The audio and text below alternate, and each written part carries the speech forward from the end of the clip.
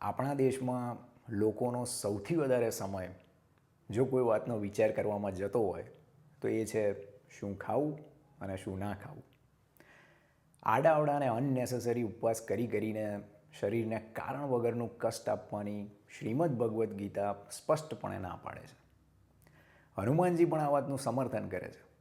તો મિત્રો, આજે આ જ વાતના સંદર્ભમાં સુંદરકાંડમાંથી 2-3 પ્રસંગો જોઈએ. સુંદરકાંડની શરૂઆતમાં પહેલી જ ચોપાઈમાં હનુમાનજી કહે છે, જામવંત કે બચન સુહાય, સુની હનુમંત હૃદય અતિ ભાય, તબ લગી મોહી પરિખેઉ તુમ ભાઈ, સહી દુઃખ કંદ મૂલ ફલ ખાઈ. હનુમાનજી એમ કહે છે કે ભાઈઓ, હું સીતાજીની ખબર લઈને પાછો આવું ત્યાં સુધી તમે આ કંદ મૂળ ફળ બધું ખાઈને દુઃખ સહન કરીને મારી રાહ જોજો. એટલે મિત્રો, સુંદરકાંડની પહેલી જ ચોપાઈમાં હનુમાનજીના મોઢે જે પહેલા શબ્દો નીકળે છે એમાં હનુમાનજીના પોતાના સાથીઓની જમવાની ફિકર છે. કેમ? કારણ કે હનુમાનજી પોતે અમાપ બળ અને બુદ્ધિના પ્રતીક છે. હનુમાનજી ક્યારેય એવું ના ઈચ્છે કે એમનો કોઈ પણ ભક્ત તન કે મનથી માય કાંગલો હોય. હનુમાનજી એવું નથી કહેતા કે જો સાથીઓ, હું જઈને પાછો ના આવું ત્યાં સુધી બધા ઉપવાસ કરજો અને રામ નામની માળા જપજો. કારણ કે હનુમાનજીને ખબર છે કે જેવી સીતાજીની ખબર મળશે તરત તો યુદ્ધ કરવાનું છે. ત્યારે આ બધા અંગદને જામવનને બધા તૈયાર જોઈએ, ઉપવાસ કરીને સુકાઈ ગયેલા ના જોઈએ. બીજી એક ખાસ વાત, હનુમાનજી એમ કહે છે, સહી દુઃખ કંદ મૂલ ફલ ખાઈ. એટલે કે આ નહીં ખાવાનું ને પેલું નહીં ખાવાનું ને એવું બધું નહીં. જે કોઈ પણ પૌષ્ટિક વસ્તુઓ હોય એ બધી જ ખાવાની. હવે ચલો માની લઈએ કે એક ઇન્સિડન્ટથી તો કોઈ વાત સાબિત થતી નથી, પણ મિત્રો, રામાયણમાં તો આવા ઘણા પ્રસંગો આવે છે.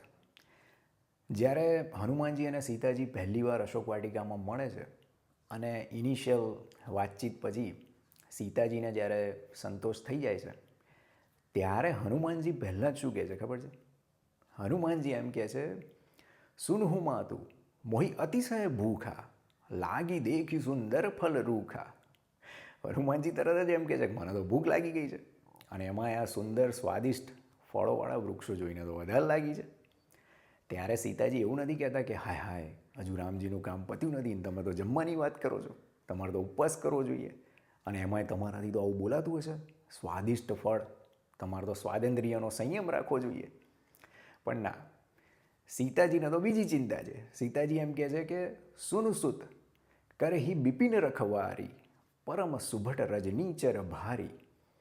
એટલે કે આ અશોક વાટિકાની રખેવાળી તો આ બધા મહાન યોદ્ધાઓ રાક્ષસો કરે છે.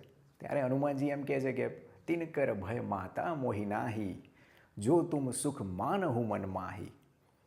કે તમે જો મને આજ્ઞા આપો તો મને એમની તો ચિંતા નથી. અને ત્યારે સીતાજી એમ કહે છે, દેખી બુદ્ધિ બલ નિપુણ કપી, કહુ જાનકી જાહુ, રઘુપતિ ચરણ હૃદય ધરી, તાત મધુર ફલ ખાહુ. સીતાજી કહી દે છે કે બુદ્ધિના બળમાં નિપુણ હનુમાનજીને જોયા અને આજ્ઞા આપે છે ને એમ કહે છે કે શ્રી રઘુનાથજીના ચરણોમાં હૃદય ધારણ કરીને તમારે ફળો ખાઓ.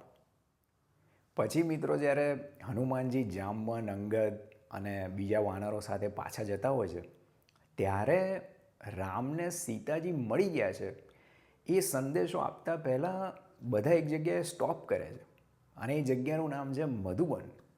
એ મધુવન સુગ્રીવનો પર્સનલ ગાર્ડન છે. એમાં એ કોઈને એન્ટ્રી આપતો નથી, બધા માટે મનાઈ છે.